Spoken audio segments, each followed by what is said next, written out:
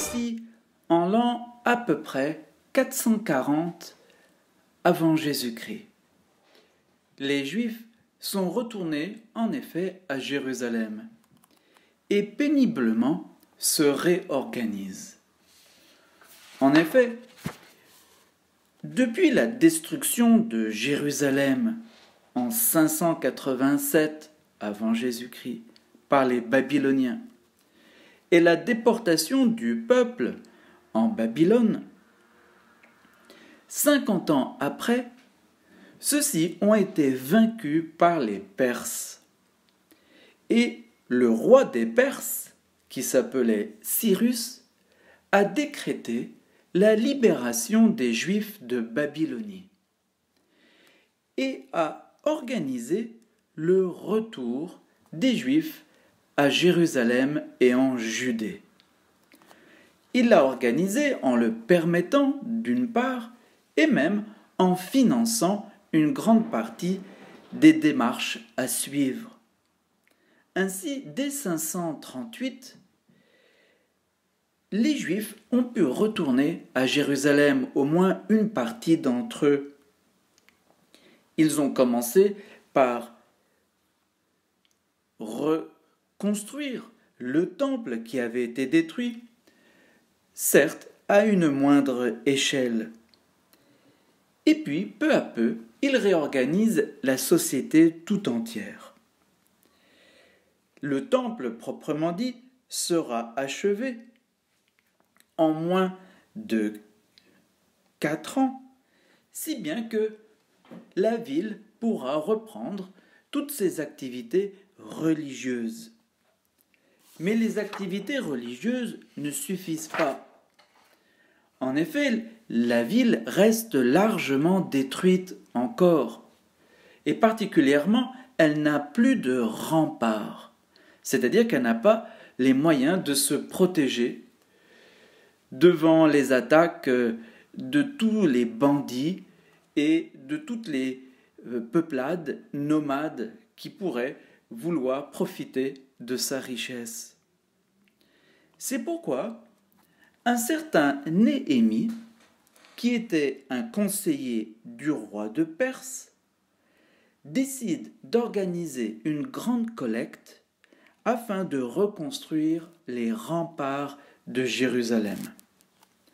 À cette époque, donc en 440, il s'agit du roi Artaxerxès de Perse, qui accepte que Néhémie puisse récolter des fonds afin de reconstruire les remparts de Jérusalem. Ce qui veut dire que le roi de Perse reconnaît à Jérusalem l'autonomie politique, comme son prédécesseur Cyrus avait reconnu l'autonomie religieuse de Jérusalem. Néhémie va donc quitter Persépolis et va faire un long chemin de voyage pour arriver à Jérusalem muni de lettres de crédence et avec la charge de convaincre tout le monde de reconstruire les murs. Néhémie va bien sûr rencontrer beaucoup d'opposants, mais de façon générale, il va réussir dans ses démarches. Ainsi, Jérusalem va pouvoir de nouveau se protéger contre toute forme d'hostilité extérieure et reprendre tranquillement sa vie à la fois religieuse et politique. Mais Néhémie constate qu'il ne s'agit pas de seulement protéger le peuple des ennemis extérieurs. Il s'agit encore aussi de protéger le petit peuple des ennemis intérieurs, et particulièrement des riches, qui profitent de la détresse des pauvres pour les exploiter, et ainsi ruiner dans son fond le véritable désir de libération du peuple. Voici comment la Bible nous raconte l'épisode. Il s'éleva alors une grande plainte des gens du peuple et de leurs femmes contre leurs frères juifs. Les uns disaient : « Nos fils, nos filles et nous-mêmes, nous sommes nombreux. Prenons du froment et mangeons, ainsi nous survivrons. » D'autres déclaraient : « Nous devons donner en gage nos champs, nos vignes et nos maisons pour avoir du froment pendant la famine. » D'autres disaient encore : « Pour acquitter l'impôt royal, nous avons dû emprunter de l'argent sur nos champs et nos vignes. Pourtant nous sommes de la même chair que nos frères. Nos enfants valent les leurs. Et nous devons livrer en esclavage nos fils et nos filles. Il en est parmi nos filles qui déjà sont asservies. Nous n'y pouvons rien, puisque nos champs et nos vignes sont à d'autres. »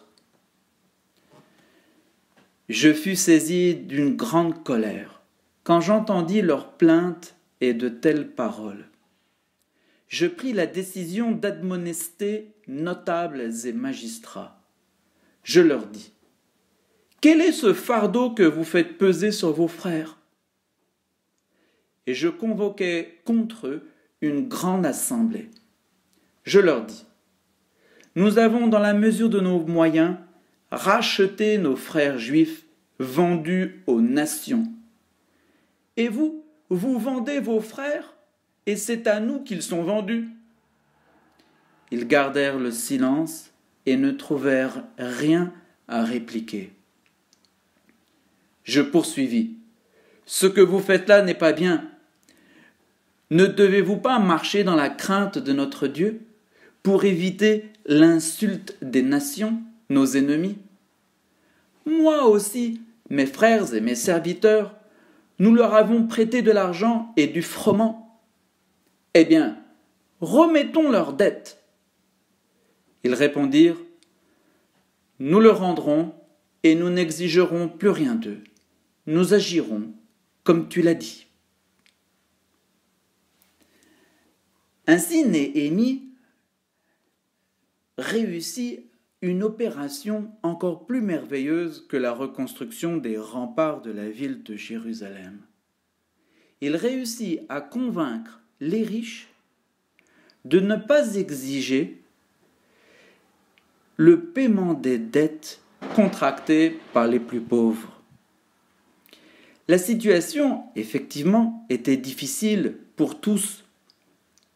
Les plus pauvres étaient obligés, à cause de la famine, à cause des différentes charges qui pesaient sur eux, de vendre leurs propres biens pour pouvoir survivre. Et quant aux riches, évidemment, ils profitaient de la situation au lieu de subvenir gratuitement à la détresse de leurs frères. Néhémie, rempli de l'Esprit Saint, réussit à convoquer une grande assemblée avec tous les notables et les plus riches d'entre eux et les magistrats de l'assemblée, et convaincre qu'il valait mieux libérer les personnes plutôt que de les asservir à cause de leurs dettes. Et les plus riches, alors, remirent ces dettes, c'est-à-dire ne demandèrent pas qu'elles soient payées. Ils leur offrirent ce dont ils avaient besoin, le temps, et bien que la difficulté dans laquelle ils se trouvaient à ce moment-là puisse passer. Néhémie réussit une œuvre de justice sociale et de libération des personnes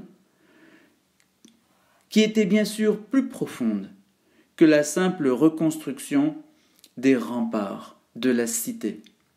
Sans doute, les deux étaient nécessaires. Il fallait convaincre les plus riches de contribuer à la reconstruction des remparts, mais il fallait aussi les convaincre de contribuer à la libération des plus pauvres. Sans quoi, pourquoi reconstruire une ville si tout le monde devait y être esclave et si la misère allait tuer tout le monde? Ainsi Néhémie comprit et fit comprendre aux autres que le salut de tous était plus important que l'intérêt particulier, et que ceux qui avaient les moyens devaient donner généreusement à ceux qui en avaient besoin pour que le salut soit la joie de tous, et non pas la joie de quelques-uns au détriment des autres. Telle est la véritable volonté de Dieu. Sans doute Dieu nous demande de contribuer au culte, c'est-à-dire à la prière, aux offices, de prendre soin de son temple. Mais ce temple, cet office, toutes ces prières ne se réalisent en vérité que si elles profitent à chaque homme et qu'elles profitent surtout à la liberté de chacun et que nul ne soit exclu de la fraternité voulue par Dieu au milieu des hommes et avec les hommes. Ainsi, sachons-nous tous faire les sacrifices nécessaires pour jouir non pas simplement d'un bien qui nous est propre, mais de la joie partagée avec tous.